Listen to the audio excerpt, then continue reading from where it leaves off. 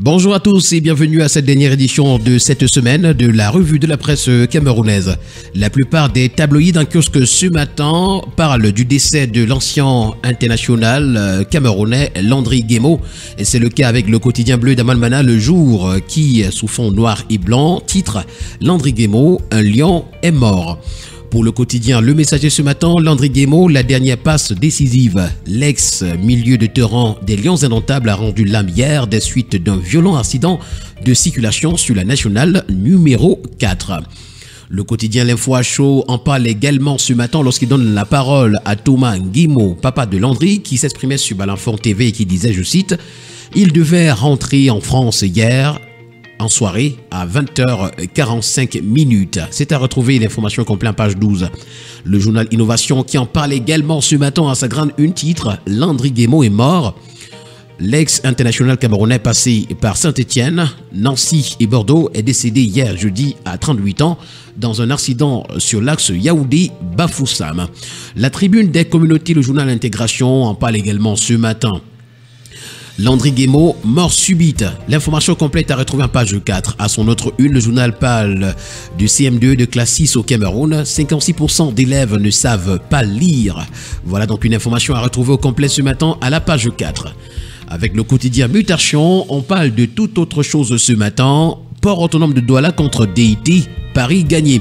Comment le port autonome de Douala a perdu au Cameroun et remporté la bataille judiciaire décisive en Hexagone. Le savoir ce matin, mesdames et messieurs, c'est lire la page 8 du journal. Cameroun-Nigeria, plus de recours à la haie et puis Landry Guémo, crochet pour l'éternité. Le quotidien L'économie pour sa part, s'agissant de classement, nous renseigne que Gaoundéry maintient sa position de ville la plus chère.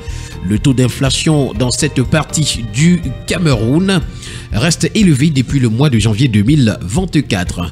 On parle également ce matin dans les colonnes du quotidien L'économie de forêt et de faune. Ce qui va changer avec la nouvelle loi en examen au Parlement nous est présenté à la page 4. Le quotidien Capitaux Public Cameroun Tribune, pour sa part ce matin, parle d'insécurité alimentaire et nous présente comment en sortir. Du fait des changements climatiques et des crises conjoncturelles, plusieurs ménages restent en situation de sous-alimentation. Ceci, malgré les différents projets et programmes mis sur pied par le gouvernement afin d'entrevoir des jours meilleurs. Quant à eux, les spécialistes recommandent une politique ambitieuse dans les domaines de la production et de la transformation agricole. Le focus de Cameroun Tribune à ce sujet nous est présenté ce matin des pages 21 à 23. C'est une grosse interrogation au sujet de l'audition de Samuel Eto'o-Fils au Caire qui nous est présenté ce matin à la grande une du quotidien Vert Émergence. Sera-t-il condamné ou pas ? L'information est à retrouver au complet en page 3. Conduite dangereuse, une dizaine d'automobilistes sanctionnés et puis incubateur dans les universités d'État. Le MINMESA a alloué plus de 2 milliards de francs CFA de subventions.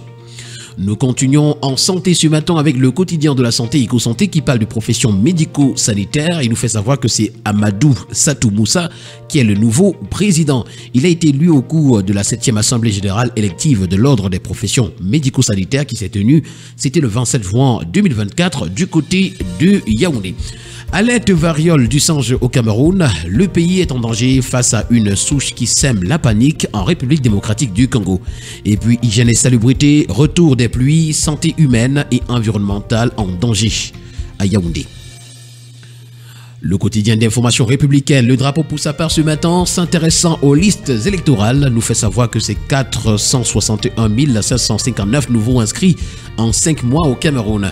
Selon la deuxième session ordinaire du Conseil électoral d'Elections Cameroun, tenue le 27 juin 2024 à Yaoundé sous la présidence du Dr Eno Abrams-Egbe, en présence des autres membres du Conseil et du directeur général des élections, Dr Eric Essoussé, le nombre total des citoyens inscrits sur les listes électorales a atteint 7 823 434 avec 461 559 nouveaux inscrits depuis janvier 2024. Également, ce matin, le quotidien d'information républicaine parle de nécrologie, lion indomptable, adieu Landry Guémo.